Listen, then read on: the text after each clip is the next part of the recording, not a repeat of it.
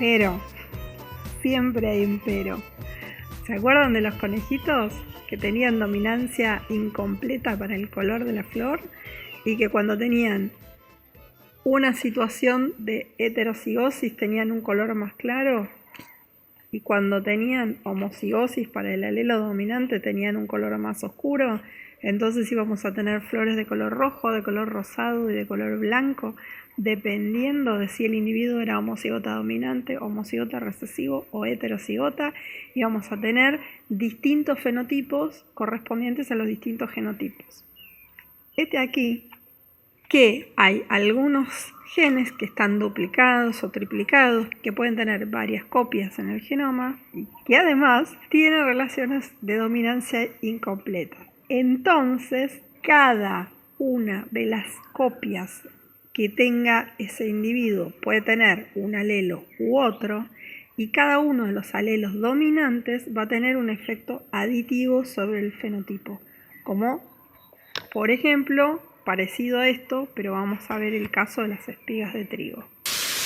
Vamos a ver qué es lo que pasa cuando el trigo madura y se pone amarillito, y si tenemos esos campos dorados que aparecen en las poesías y en las fotos maravillosas que aparecen de internet. Nada igual a esta dicha de sentirme tan sola en mitad de la tarde y en mitad del trigal. Bajo el cielo de estío y en los brazos del viento, soy una espiga más. Nada tengo en el alma, ni una pena pequeña, ni un recuerdo lejano que me hiciera soñar. Solo tengo esta dicha de estar sola en la tarde, con la tarde nomás. Un silencio muy largo va cayendo en el trigo, porque ya el sol se aleja y ya el viento se va. ¿Quién me diera por siempre esta dicha indecible de ser sola y serena? Un milagro de paz. Bueno, ¿qué pasa con eso? Tenemos acá un dibujito más o menos convencional de lo que llamamos una espiguita de trigo. El color básico, ven, digamos ese dorado, ese amarillo, es el color básico que tienen las espigas de trigo cuando maduran. Hay un gen que está duplicado y que le otorga una característica más rojiza. Pero esos alelos tienen efectos aditivos, es decir, no tienen dominancia completa, no tienen una relación de recesividad de dominancia absoluta, sino que tienen una relación de dominancia incompleta. Con lo cual, dependiendo de cuántos alelos de un tipo y otro tengamos, vamos a tener una situación de cada vez mayor color. Vamos a graficar aquí, alelo recesivo es aquel que no aporta ningún color. La espiga va a seguir quedando del mismo color. Y un alelo con la característica que le aporta color va a ir aumentando el color de la espiga. Entonces, esta espiga va a tener dos loci donde haya esas características de color que pueden ser recesivas o semidominantes, ¿sí? De dominancia incompleta. Entonces puede tener todos alelos recesivos, todos de este tipo, ¿sí? O puede tener 1, 2, 3 o 4 de los alelos que aportan color. Entonces, si tiene un alelo que aporta color, va a ser un poquitito más rojiza. Pero si tiene dos alelos que aportan color, va a ser un poquitito más rojiza. Si tiene tres alelos que aportan color, va a ser todavía más rojiza. Y si tiene 4 alelos que aportan color, va a ser de un color rojo. En este caso, bueno, todo lo que pude con mis acetatos coloreaditos. Pero vamos a tener un montón de situaciones intermedias de posibles colores que van a poder observar en la espiga de trigo, así que van a estar dadas por dos genes con dos alelos en combinaciones diferentes, que van a tener efectos aditivos y que van a dar un montón de situaciones intermedias dependiendo de si los alelos que van a determinar el color rojizo del pigmento están en copias de A1, 2, 3, 4 o no están directamente. Estas diferencias fenotípicas que ustedes pueden ver de colores más rojos hacia el amarillo se corresponden con estas situaciones a nivel genotípico. No tenemos ningún alelo que otorgue color. Primera situación. Tenemos un alelo que otorga color. Segunda situación. Tenemos 2 alelos que otorgan color. Tercera situación. Tenemos 3 alelos que otorgan color. Cuarta situación. Tenemos 4 alelos que otorgan color. Quinta y última situación. Toda esta gradación de colores va a estar determinada por la cantidad de alelos semidominantes con efectos aditivos, ¿sí? Va a haber un efecto de dosis de los alelos que tenga esta plantita de trigo en particular.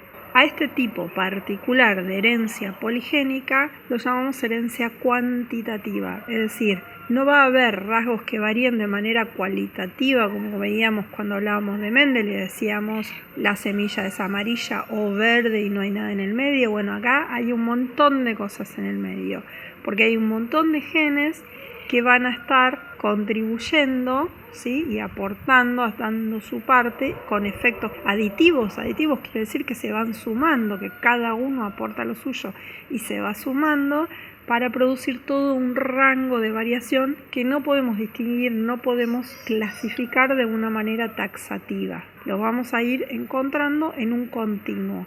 Estas características además van a estar muy influidas por las cuestiones ambientales, tema que vemos la próxima clase.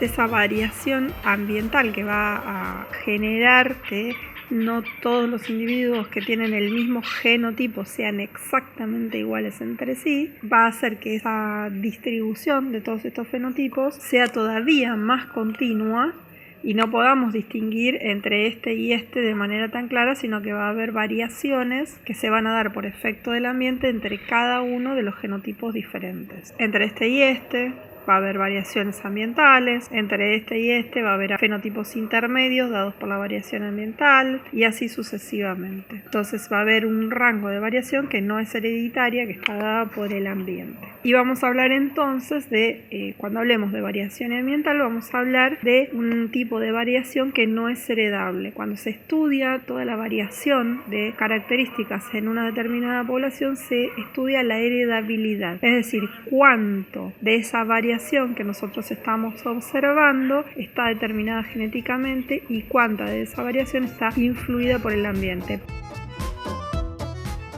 Pero qué cabeza la mía. Tenía tanto frío y estaba tan apurada por irme a mi casa a tomarme mi tecito calentito que me olvidé de la mitad de la clase. Así que acá estoy disfrazada de mí misma para acotarme a mí misma todo lo que me olvidé de decir. Ahí vamos. Entonces, ¿qué es lo que pasa? Cuando hagamos un cruzamiento, por ejemplo, de estas plantas de trigo, supongamos que tomamos los dos extremos y cruzamos una que tiene espigas amarillas con una que tiene espigas bien rojas, cuando hagamos el cruzamiento no vamos a tener proporciones mendelianas, vamos a tener una descendencia que va a tener la característica intermedia, ¿sí? Un promedio de esas dos características.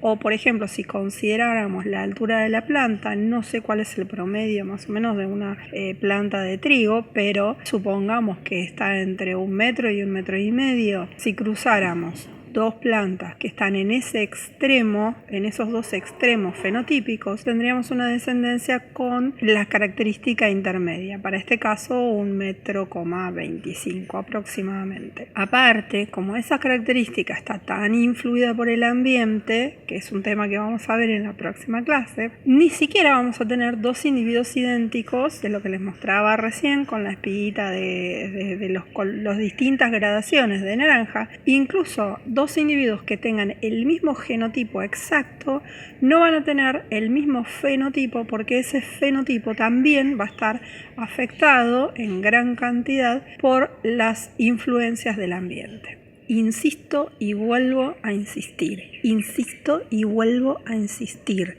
¿Por qué no me gusta? No me gusta la expresión genética no mendeliana. ¿Por qué? Porque da a entender que esto sería una cosa diferente. ¿Dejaron de cumplirse las leyes de Mendel? No, se siguen cumpliendo. Si nosotros consideramos cada uno de esos loci de manera individual, podemos ver que van a estar funcionando de manera mendeliana, ¿sí? Lo que pasa es que Cuando nosotros observamos la característica, no estamos observando la actividad de un único gen, sino que estamos observando qué es lo que pasa con todos esos genes interactuando al mismo tiempo. Se trate de herencia cuantitativa o no, como veíamos en el caso del pelaje de los ratones, que era una característica también poligénica, pero mucho más cualitativa que cuantitativa. Las leyes de Mendel se siguen cumpliendo. Para cada uno de esos loci va a seguir ocurriendo la segregación, y si consideramos dos loci y no están ligados, también va a haber segregación independiente. Las leyes de Mendel se siguen cumpliendo.